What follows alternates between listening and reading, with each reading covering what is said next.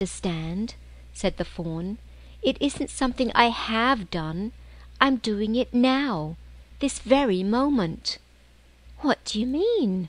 cried Lucy, turning very white. "You are the child," said Tumnus.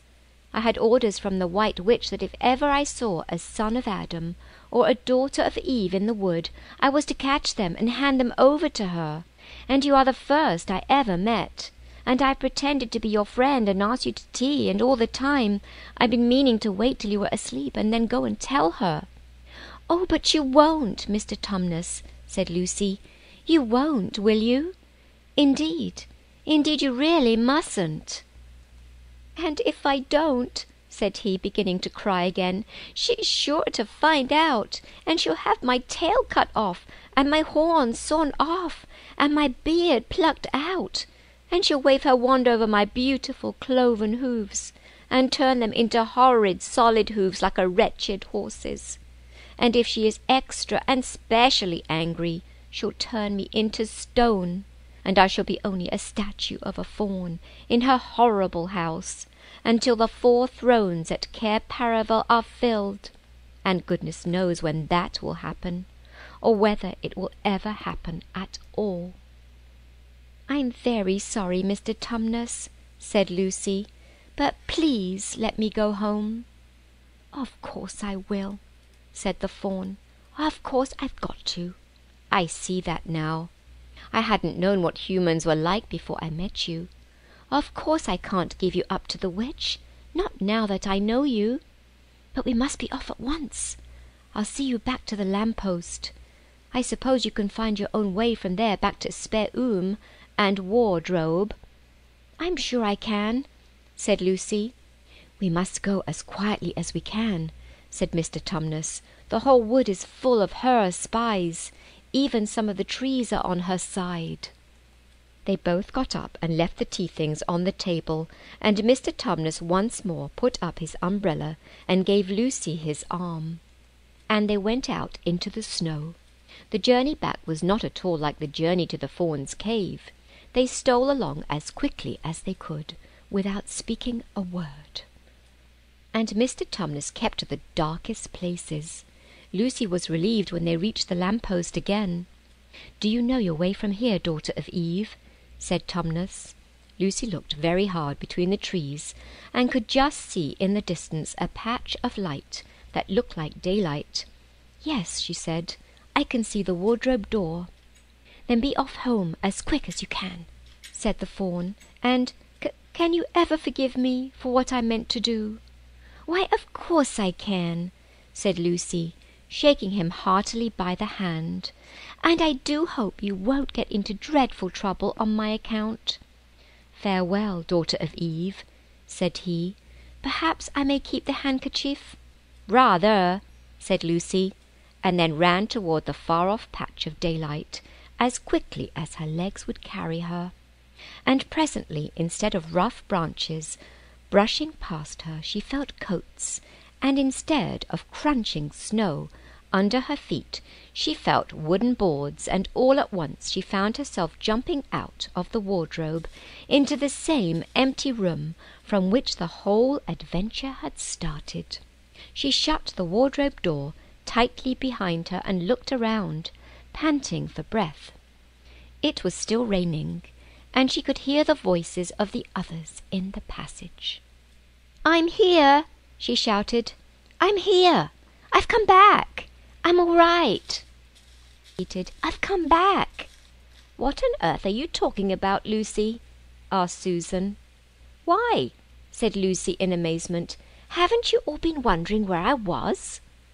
"So you've been hiding, have you?" said Peter. "Poor old Lou, hiding and nobody noticed. You'll have to hide longer than that if you want people to start looking for you." "But I've been away for hours and hours," said Lucy. The others all stared at one another. "Batty," said Edmund, tapping his head. "Quite batty." "What do you mean, Lou?" asked Peter. "What I said," answered Lucy. "It was just after breakfast when I went into the wardrobe, and I've been away for hours and hours, and had tea, and all sorts of things have happened." "Don't be silly, Lucy," said Susan. "We've only just come out of that room a moment ago, and you were there then." "She's not being silly at all," said Peter. "She's just making up a story for fun, aren't you, Lou? And why shouldn't she?" "No, Peter, I'm not," she said. It's a magic wardrobe. There's a wood inside it, and it's snowing, and there's a faun, and a witch, and it's called Narnia. Come and see." The others did not know what to think, but Lucy was so excited that they all went back with her into the room. She rushed ahead of them, flung open the door of the wardrobe, and cried, "Now, go in and see for yourselves." "Why, you goose," said Susan, putting her head inside and pulling the fur coats apart. "It's just an ordinary wardrobe. Look, there's the back of it." Then everyone looked in and pulled the coats apart, and they all saw, Lucy herself saw, a perfectly ordinary wardrobe. There was no wood and no snow, only the back of the wardrobe with hooks on it. Peter went in and rapped his knuckles on it to make sure that it was solid. "A jolly good hoax, Lou," he said as he came out again. "You have really taken us in, I must admit. We half believed you." "But it wasn't a hoax at all," said Lucy. "Really and truly. It was all different a moment ago. Honestly it was. I promise." "Come, Lou," said Peter. "That's going a bit far. You've had your joke. Hadn't you better drop it now?" Lucy grew very red in the face and tried to say something, though she hardly knew what she was trying to say, and burst into tears. For the next few days she was very miserable. She could have made it up with the others quite easily at any moment, if she could have brought herself to say that the whole thing was only a story made up for fun. But Lucy was a very truthful girl, and she knew that she was really in the right, and she could not bring herself to say this. The others, who thought she was telling a lie, and a silly lie too, made her very unhappy. The two elder ones did this without meaning to do it. But Edmund could be spiteful, and on this occasion he was spiteful.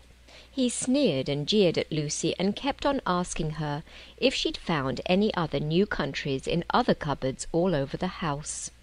What made it worse was that these days ought to have been delightful. The weather was fine, and they were out of doors from morning to night, bathing, fishing, climbing trees, and lying in the heather. But Lucy could not properly enjoy any of it, and so things went on until the next wet day. That day, when it came to the afternoon, and there was still no sign of a break in the weather, they decided to play hide and seek. Susan was it, and as soon as the others scattered to hide, Lucy went to the room where the wardrobe was. She did not mean to hide in the wardrobe, because she knew that would only set the others talking again about the whole wretched business. But she did want to have one more look inside it, for by this time she was beginning to wonder herself whether Narnia and the faun had not been a dream.